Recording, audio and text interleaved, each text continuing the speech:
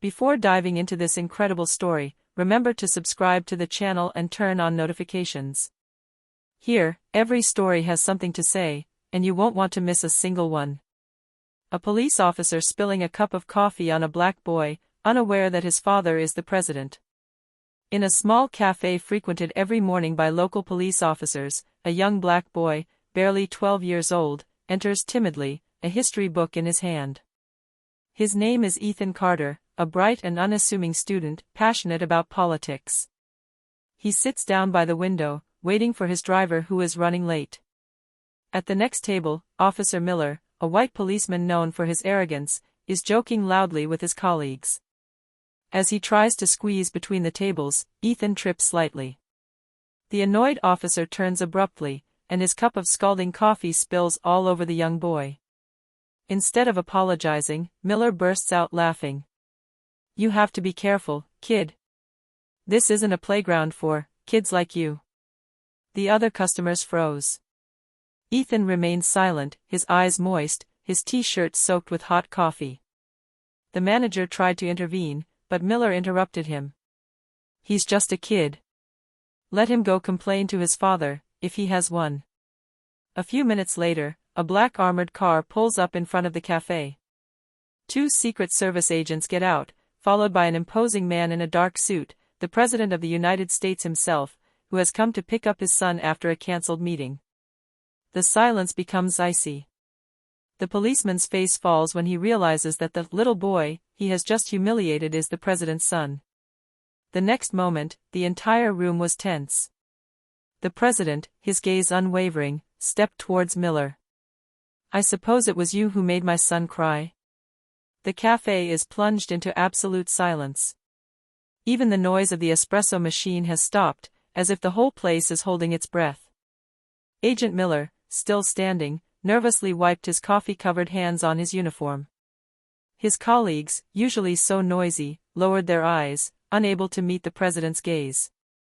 President Jonathan Carter advances slowly, each of his steps echoing in the room. His face is calm, but in his eyes burns a cold, controlled, almost chilling anger. Ethan, the young boy, timidly gets up. "Dad. I didn't want you to come." The president placed a reassuring hand on his shoulder, without taking his eyes off the policeman. "Don't worry, son. Some lessons must be taught publicly." Miller attempts a nervous smile. "Mr. President, it was an accident. I didn't know that." "What?" Carter interrupts, his voice firm. "That it was my son.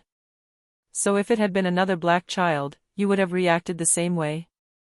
The police officer remains silent. The customers' cameras discreetly begin filming the scene. The president takes a deep breath, then addresses the entire cafe. "This is exactly the kind of behavior I fight against every day.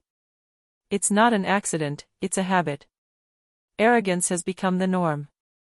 And today, you've just provided a perfect example of it to the entire country." The tone is measured, but each word hits like a thunderclap. Miller lowers his head, unable to meet that gaze. Suddenly, one of the Secret Service agents approaches and whispers in the president's ear. The president nods, then continues in an icy tone. "Agent Miller, you are suspended from your duties with immediate effect. An internal investigation will be opened. And believe me, I will personally ensure that it is exemplary." Ethan looks at his father, moved. The president smiles gently at him. "We do not respond to hatred with hatred, son. We respond with dignity and justice." Then he turns on his heel, leaving behind a heavy silence and a room filled with distraught faces. A few hours later, the cafe scene went viral. Videos filmed by customers circulated on all social media platforms. They clearly show police officer Miller spilling the coffee, then the moment when the president entered, imposing, calm, but furious. The hashtag Justice for Ethan is exploding as a global trending topic. In the streets, in front of the police station, journalists are flocking, citizens are gathering with placards. No double standards. Even the president's son isn't safe, and what about us? Miller, locked in his office, stares silently at the screens. His phone keeps vibrating, calls from his superiors, hateful messages, threats, demands for explanations. He takes his head in his hands. "What have I done?" he murmurs. His superior enters without knocking. "Do you realize what a nightmare you've plunged us into? The president himself has demanded your suspension. He wants a federal investigation." Miller tries to defend himself. "I didn't mean to hurt him, he was just a clumsy kid." "A black kid, Miller." "And that's precisely the problem," his boss snapped. "You humiliated him because you thought you were above it. And now the whole country can see it." The policeman lowers his head, defeated. A few hours later, he was officially suspended without pay. His badge was taken away, his weapon confiscated. Cameras filmed his departure from the police station, he, once so proud, now dejected, head bowed, amidst the jeers of the crowd. Meanwhile, at the White House, Ethan is watching the news on television. He turns to his father, worried. "Dad, do you think he learned his lesson?" The president sits down next to him. "I don't know, son. But I hope he understands that what he did wasn't just a mistake, it was a reflection of a system that needs to be changed. And that's why I'm fighting." Ethan nods thoughtfully. He shakes his father's hand, a slight smile on his lips. "So I want to fight too."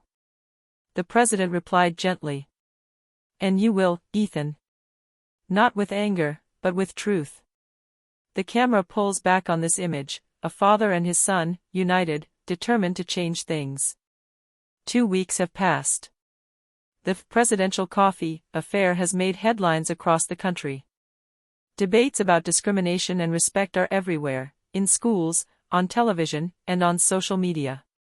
But then came a piece of news that surprised everyone. President Carter announced a national conference on unity and justice, and Agent Miller was invited to attend. The hall is packed. Hundreds of journalists, families, police officers, and even students have come to listen to the presidential speech. Miller, dressed in a simple dark suit, sat nervously in the back, observing the scene. He hadn't slept properly for days. When the president takes the stage, applause erupts. At his side stands Ethan, his young son, calm and smiling. The president begins his speech. "A few days ago, an incident shook this country. A black boy, a white police officer, and a cup of coffee became a symbol of injustice. But instead of fueling hatred, we must seek understanding." He pauses, looks at the crowd, then adds, "The man who made this mistake is here, among us. He agreed to come, not to defend himself, but to learn. And I believe that is how real change begins." A murmur ripples through the room. The cameras turn towards the back, where Miller lowers his head, his eyes moist. Ethan then comes down from the stage and walks towards him. The boy stops a few meters from the policeman and extends his hand. "I forgive you." An emotional silence falls.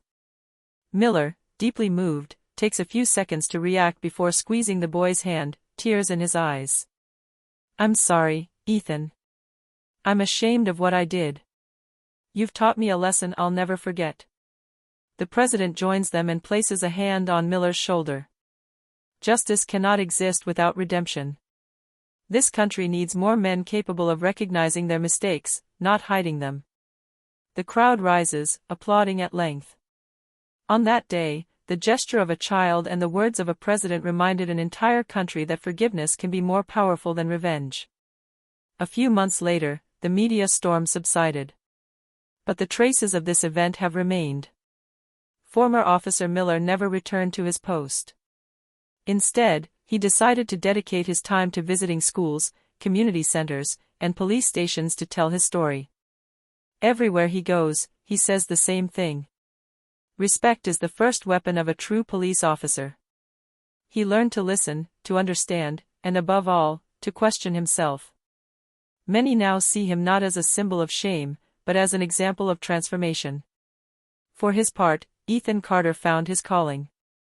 Inspired by his father, he launched a small program called United in Our Differences, designed to encourage young people to engage in dialogue between communities. The project is growing rapidly, supported by the White House. One evening, in the Oval Office, the president watched his son working on his laptop, surrounded by drawings and projects. "You know, Ethan," he said softly, "you've changed more hearts in a few months than many adults do in a lifetime." Ethan smiled without looking up. "You taught me, Dad. Power is useless if you don't use it to do good." The president froze for a moment, moved, then placed a hand on his son's shoulder. At that moment, he understands that the true legacy he will leave to his country lies before him. The camera slowly pulls away from the illuminated White House, while the president's voice resonates in voiceover. "A simple gesture can hurt, but a simple act of forgiveness can heal an entire people."